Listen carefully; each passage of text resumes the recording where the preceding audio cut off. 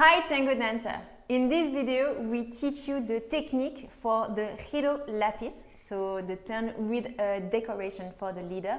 We teach you the technique for the leader and for the follower. We know leaders love the Lapis. I know many of you like the Lapis, so we are going to look at how to do the Lapis, because first you need to understand the technique and to be able to do by yourself before you do with your partner. So we are going to work with this separate. And we are also going to look at how powerful and connected the follower needs to be in order to make this movement work. We start by showing you the steps, and then we are going to break down the technique for the leaders and for the followers.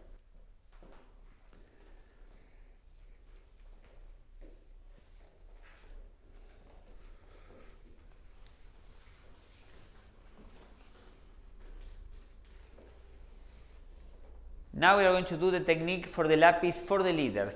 So if you put your weight in your right leg, and we are going to begin by first bringing the free leg, the left knee in this case is going to go in the opposite direction.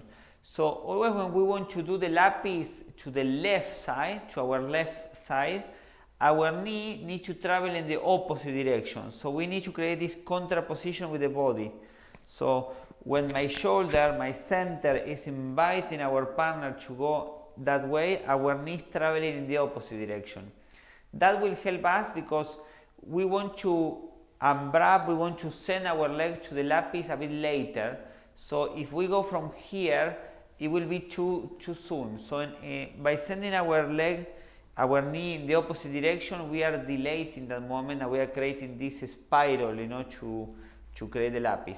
So again, so torso, hip, and the knee goes in front of my other knee. So you should see only my left knee there, not two knees, you see only one. And then from here you are going to pivot. So before you do the actual Lapis, the actual moment with the foot on the floor, you need to do all this. So we go, the torso goes there, the shoulder goes opening, and then the knee goes in front, and then the pivot, and then the Lapis. So it's torso, the knee, and then the pivot. Torso, the knee in front of the other knee, and then the pivot. So now, once you have this, what you have to do is to have always the contact with the floor. So here my big toe is on the floor, and when I open, the outside of my foot is on the floor. So I'm always kind of cleaning the floor, always brushing the floor.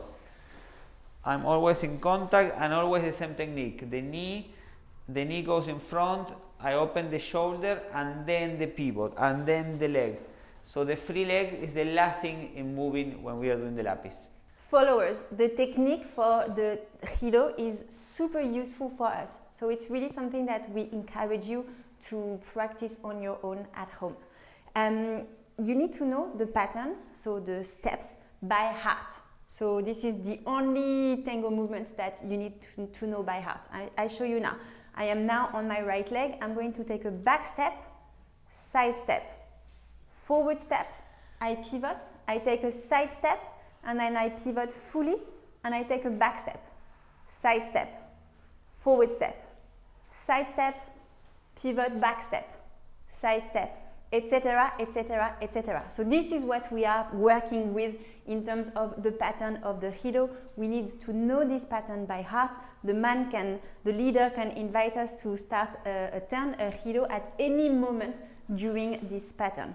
So now, two things that you want to think about. The first is, in order to really be connected and close to your partner, we are going to draw a square on the floor. So when I go back with my left leg, and then I go side, I make sure I create a 90-degree angle. I do not go here or there. I really do a square, a 90-degree angle. I end up on my right leg, and when I take my forward step, I do the same thing, 90-degree angle. So far, so good. It's relatively simple. I go to my left leg, and it's the same. I'm going to pivot, and here again, I need to create a 90-degree angle. I am now on the right leg, and then when I pivot fully, I also need to create a 90-degree angle. So it's a little bit more challenging, obviously, in this moment when I'm taking a full back pivot, and then taking my back step. So again, thinking of the 90-degree angle, really creating a square, so going back to the spot where you started. I go back, side, forward, side, pivot fully, back, side, forward, and you want to continue. So first thing to think about, this is a square, I create a 90-degree angle. Second thing to think about is that your partner is at the center of this square, so while you are turning around him, you want to always be dissociated, so connected physically towards him with your torso. So we're going to practice again this movement, but now adding a dissociation towards our partner. I go back, my partner is here, so I bring my torso towards him. I go side, my partner is here, so my torso is in front. I go forward, my partner is still here in the center, so I bring my torso towards him. And then side, my partner is here, so my torso is towards him. And then here I'm going to pivot and bring my torso towards him again. So I need to dissociate even more. And back, side, forward, side, and again back. Side, forward, side, always working with the idea of the square and with the idea of the dissociation. When you go into the tango embrace, you are going to release the embrace, so a little bit opening the close side of the embrace. Make sure as well that you are very present with your right hand for the follower and your left hand for the leader in the open side of the embrace. If you go too floppy, you will not be able to exchange energy in the embrace, and this movement is not going to work. So now we show you again the movement, so side, outside. So this is where we release the embrace and I go back to my axis so that we need to make the close side of the embrace very fluid. So I'm not here, I am there. And then we do back, side, forward, side, back, side, forward. And then we close. And we go back into the close embrace. So now we show you with tango music.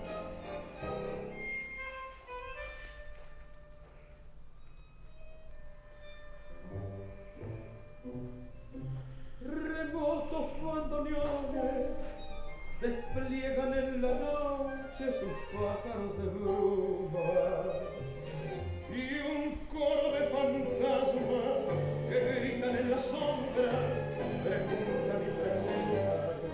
Preguntan por qué lloro, preguntan por qué canto, por qué no la maldigo, por qué la quise tanto, tanto.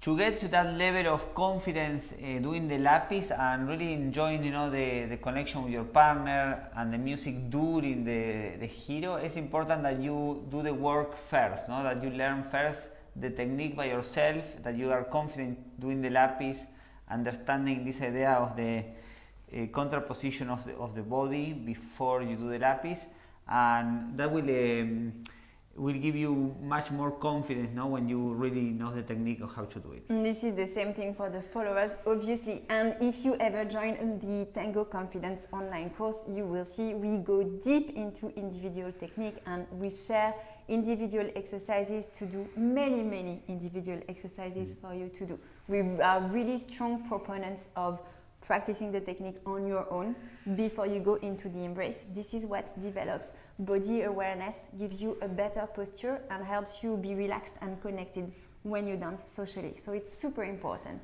If you want to keep learning with us, if you want to become a better tango dancer, the next thing to do is to join the Tango Space community. You can do so by signing up to our newsletter and you will receive free tango video lessons every Saturday in your mailbox, and you will see we will help you become a more connected, more confident, more relaxed and musical tango dancer. So we see you inside.